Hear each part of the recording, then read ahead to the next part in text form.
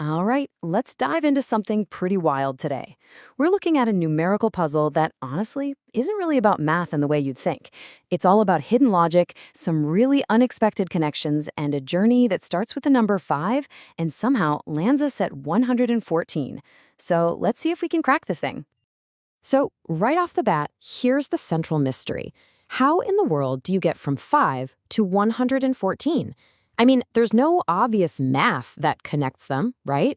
You can't just add or multiply. So, what's the secret path here?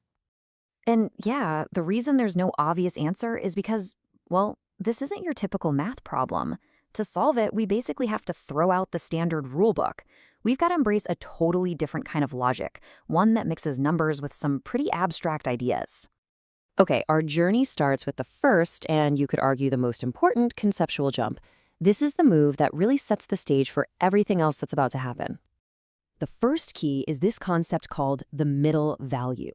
The idea here is that a number isn't just about its own value, it can also represent a position. In this puzzle, the number 5 is treated as the value that's sitting right there in the middle of 6 and 4. And here it is, the first big creative leap. The sequence says, okay, 5 is the number between 6 and 4. But instead of adding them or anything normal like that, it just combines them. The 6 and the 4 are literally placed side by side to make the number 64. And just like that, our starting number 5 has morphed into 64. So now that we have our new number, 64, the sequence kind of snaps back to the world of regular math for a second. But don't get too comfortable because this path is about to take another weird turn. This next step is super simple, totally familiar. 64 is just 8 times 8. This grounds us in a simple mathematical fact, but really, it's just a bridge to get us to the next creative rule in this sequence. And here's where things get all mixed up again. We're about to see standard math get shoved aside for another one of this puzzle's very unique, very strange operations. This brings us to another one of these custom rules. You know, in normal math, 8 plus 8 is 16. Obvious. But in this sequence, the logic is totally different. We're not adding, we're using something called concatenation. We just take the two 8s and literally place them next to each other to create the number 88. So this move right here is absolutely crucial. We've gone from the factors of 64, those two 8s, to the number 88. This is another one of the core rules of the game that we're kind of uncovering as we go along. And then, all of a sudden, we're almost at the finish line. The final step looks like a simple addition. 88 plus 26 equals 114. We've made it. The puzzle is solved. Or is it? Exactly. Wait a second. We followed every step, every leap of logic, but this number, 26, has just appeared out of thin air.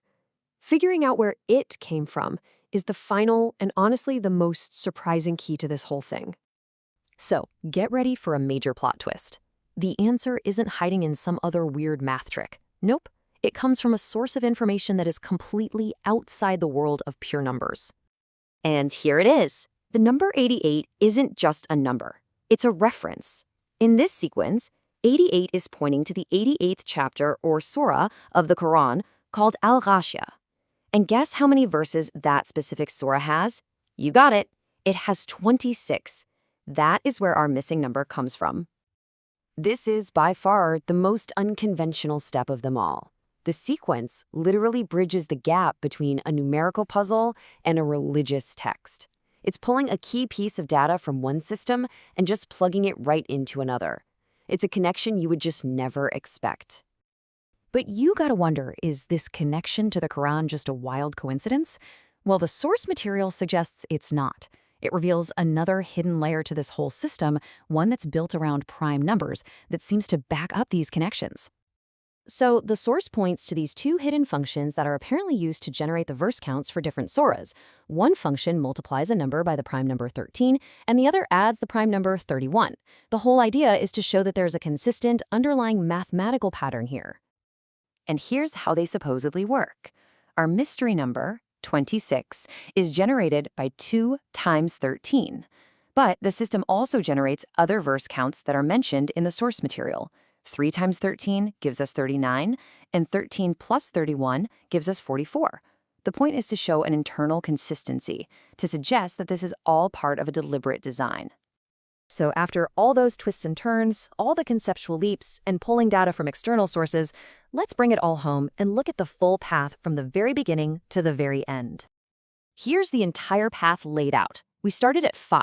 A conceptual leap using that middle value idea took us to 64. Factoring that gave us 2 8s, which were then just mashed together to make 88. Then, an external data pool from Surat 88 gave us the number 26. And finally, a simple sum brought us right to our destination, 114. So, after that whole journey through unconventional logic and some really surprising connections, the entire sequence just resolves with this clean and simple piece of arithmetic. Which, leaves us with one final question to think about. Was this a hidden, meaningful pattern connecting mathematics and ancient texts in some profound way? Or was it just an incredibly creative coincidence, proving that the human brain can find a pattern in just about anything? I'll let you be the judge of that. Thanks for joining me on this one.